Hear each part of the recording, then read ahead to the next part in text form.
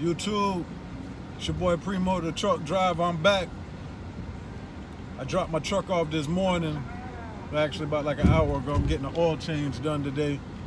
I just wanted to make a quick video, and I see a lot of people making videos about box trucks and semis and which one is better and which one you should start with. I'll be honest with you, you got to do what's best for you and your money and your bills and however you living, because you don't want to go get a box truck or even a semi.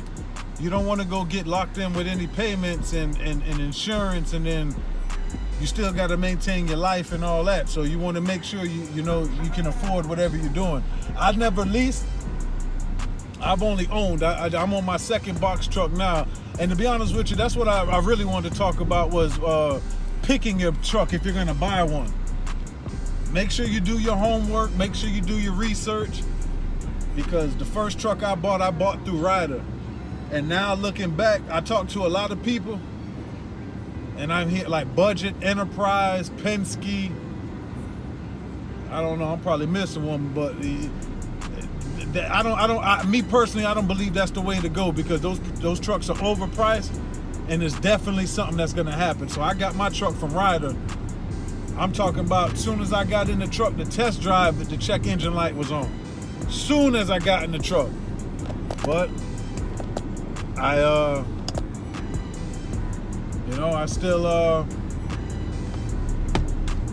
still went along with it. They said they so-called cleared the codes out and everything was okay. It was just, you know, it was what it was. I only got 18,000 miles out that truck, and the engine was no good after that. And the whole time I had the truck, I got it. Matter of fact, I started this. I got my first truck last March 2020. And by June, I didn't have a truck. And in that whole time, I only had the truck maybe 3 months, because it was always in the shop. So, and that was an international truck I had with a Max Force engine. So if you guys see this video, if you're looking to buy a truck, stay far away from a Navistar with the international truck with the Max Force engine. It's no good, and it's only gonna lead you back and forth to the mechanic. So the new truck I got another international, but it has a VT 365 in it.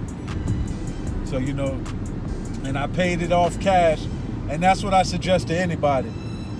Try to keep your overhead low, because insurance is high as hell and it's gonna run you. So I bought my truck cash, and now I just gotta worry about my insurance, because it's hard to maintain monthly payments, your insurance. Then you still gotta, if you have a driver or however you running your operation, then you gotta pay your driver, and then you still gotta keep money to the side for maintenance. So you want to keep all that into consideration when you're going into this, because you don't want to go in thinking it's gonna be something that is not. And man, yeah, just do your research, man. If I was you, try to get a truck. Maybe you could try to go to like a mechanic, a good semi. See if you could find like semi-truck mechanics in your area. I'm pretty sure they might have trucks for sale. I would go that route versus dealing with a Ryder or a Penske or something like that, because it was hell dealing with them people. It was like hell. And to be honest with you, when I bought that truck, I broke down. I went all the way to Missouri to get the truck, and I drove back. I flew out there and drove back, and I ended up breaking down. I live in Florida. I ended up breaking down soon as I crossed state lines into Florida. So that just goes to tell you right there, man. They're not. Me personally, I don't think they maintenance and deal with their trucks right. They just ride them, rent them out, beat them up, and then they put them out for sale. And it's not only me. I've talked to a lot of box truck drivers who went that route, and I haven't heard anything positive from them. I just wanted to touch on one thing. When you're doing these bids, if you have to bid on work or whatever, however it goes, try not to take anything under $2. If it's more than $2, it's definitely not nothing wrong with that. But try to make sure you get your money's worth, and don't let these brokers lowball you, because they'll sit there and tell you, oh, we can only give you this. We only have X, Y, Z amount in it. They full of shit. So make sure you get your money. Me, I overbid. You always go high, because you don't want to lowball. You don't want to say 4, but they would have gave you 5 or 550 or maybe 6. So me, I tell a broker to go first, because if I see a load and I'm calling and I know I want at least, let's just say 400 for it or 600 for it, I'm not gonna tell them like 450 and no, I'm gonna go as high as possible so they see where I'm at. So now they got to come meet me somewhere, meet in the middle or something, or we just, we're gonna have to go our separate ways. I don't have no problem declining loads because I'm all about profiting. I'm not trying to break even at the end of the week or be in the hole. Definitely don't want to be in the red. I only want to be in the green. I just wanted to let you guys know that if when you're doing these bidding on loads and stuff, don't lowball yourself, because the broker's damn sure gonna do it. So make sure you get your money, get at least what you want for it or close to it. And if it don't work, my advice is for you not to take it, because you'll end up putting yourself in a bigger hole. If you guys thinking about getting a box truck just to do Amazon, I'm not signed up with Amazon yet. Right now I'm only doing interstate. I got my I got to get my portion tag. So right now I'm waiting to get my portion plate, probably in about 2 weeks, and then I'm gonna do the Amazon. And because the way I see it, once again, from the videos that I'm seeing, it don't make sense just to do Amazon in your own state unless it's bumping like that. It looks like it's more busy and you get more money going out the state. So that's what I'm waiting on. And I use the load boards. I try to get contracts with other people, because you don't want to just rely on the load boards. You don't want to just rely on Amazon. You don't want to just rely on one thing, because if Amazon's not bumping, then what you do? And then you got to keep in mind, if you leasing or you own, you still got to pay that if you're leasing, you still got to pay the fee, whatever it is, every week.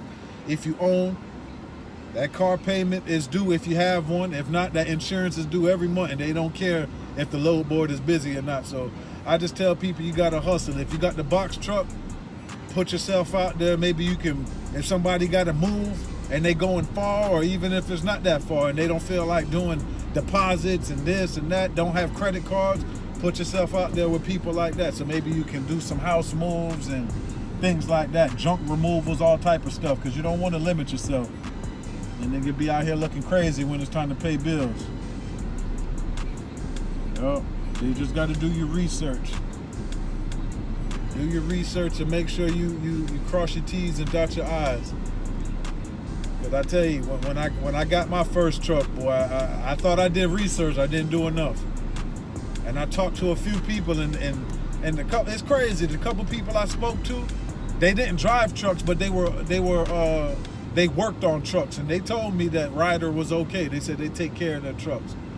But sometimes you can't take the word of others. You got to do your own research, because at the end of the day, is your money spent. It's going to be you who has to come up with all the money for the maintenance and whatever else issues you're going to have. So you just got to keep all that type of stuff in mind. This is not the type. I don't believe this is a part-time type of thing.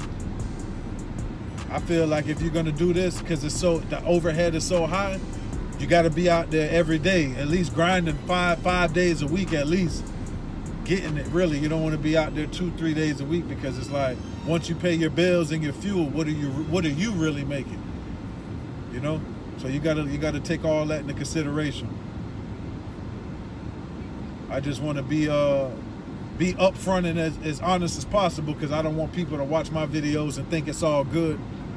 It's not all good, but it ain't all bad. When it's good, it's good, and when it's bad, it's bad. Like I just got my truck back out the shop. I want to say about 2 weeks ago. I had to replace 4 fuel injectors. So it's stuff like that. You gotta make sure you have your money, because fuel injectors is not cheap. That job is not cheap. So you just gotta, even if you got a budget, open up a separate account, and every time you get an invoice in, a percentage of what you get, you put it to the side in another account for maintenance and whatever else, But I don't want to be on here and talk your ears off. I just, I'm gonna try to drop a video every day as things come to me, things, little knowledge I can put out there for everybody else. But if I left out something or anybody got any questions, just, you know, shoot me a DM. I'm gonna post my Instagram and my Facebook and all that on here. Just making sure y'all like, follow, and subscribe to the channel, and I'm gonna keep the content coming, man. It's your boy Primo, the truck driver.